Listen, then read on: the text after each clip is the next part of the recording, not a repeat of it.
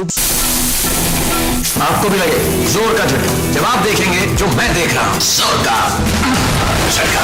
Pepsodent presents जोर का झटका, powered by All Out। 1 फरवरी से रात 9 बजे सिर्फ इमेजिन पर। आप एक निवेशक हैं, बाजार में उतरना चाहते हैं, शेयर बाजार में, म्यूचुअल फंड में हर लेवल पे मार्केट में अपॉर्चुनिटी होती है। आप तो मालामाल होने वाले हैं, कोई रोक नहीं सकता। निवेश की आदत नहीं डालना, ये बड़ी ही बेवकूफी होगी। 2 दिन तेजी के इंतजार में भी जाते। इंतजार करेंगे वो शायद इंतजार ही करते रह जाएंगे। हम चाहते हैं कि इन्वेस्टर ज्यादा समय तक मार्केट में रहे। इस पाठशाला में पढ़ाई के लिए अगर जो लोग शामिल होंगे वो 1 साल के बाद प्रोफेसर बन के निकलेंगे। इंडिया निवेश पेश करते हैं CNBC आवास निवेश पाठशाला। आवास निवेश पाठशाला की प्रस्तुत करता है इंडिया निवेश, ट्रस्ट वी अर्न इट।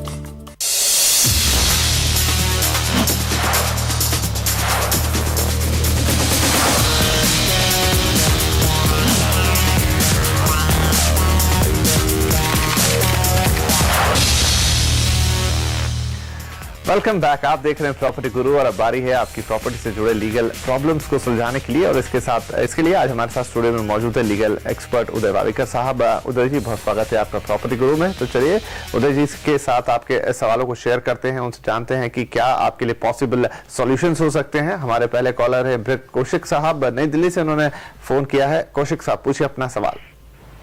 हाँ जी, नमस्कार जी, मैं कौशिक बोल रहा हूँ जी।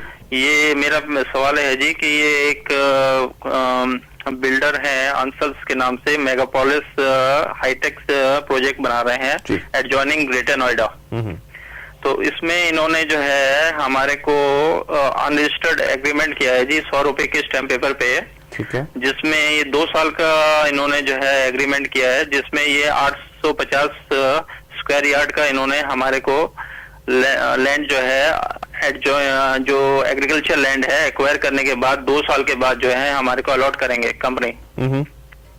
और कंपनी का कहना है ये है जी कि या तो आप जो है जो इसका सेलिंग प्राइस है 8,500 रुपीज का, आप 2 साल के बाद आप 12,000 रुपए के हिसाब से आप जो है इसको हम वापस बाय बैक कर लेगी, या आप जो है 850 स्क्वायर यार्ड जो है जो भी उस समय मार्केट प्राइस है तो आप हमारे से लैंड ले लीजिए। तो 2 ऑप्शन दे रखे हैं उन्होंने।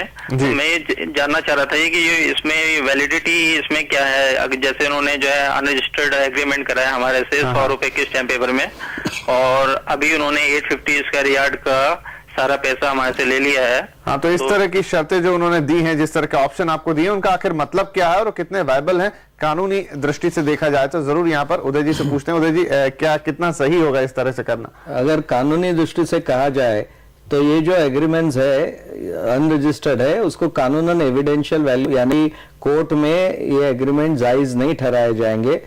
हाँ, वो जो कर रहे हैं वो अनुचित व्यापारी प्रथा है। आप कंज्यूमर कोर्ट में जा सकते हैं।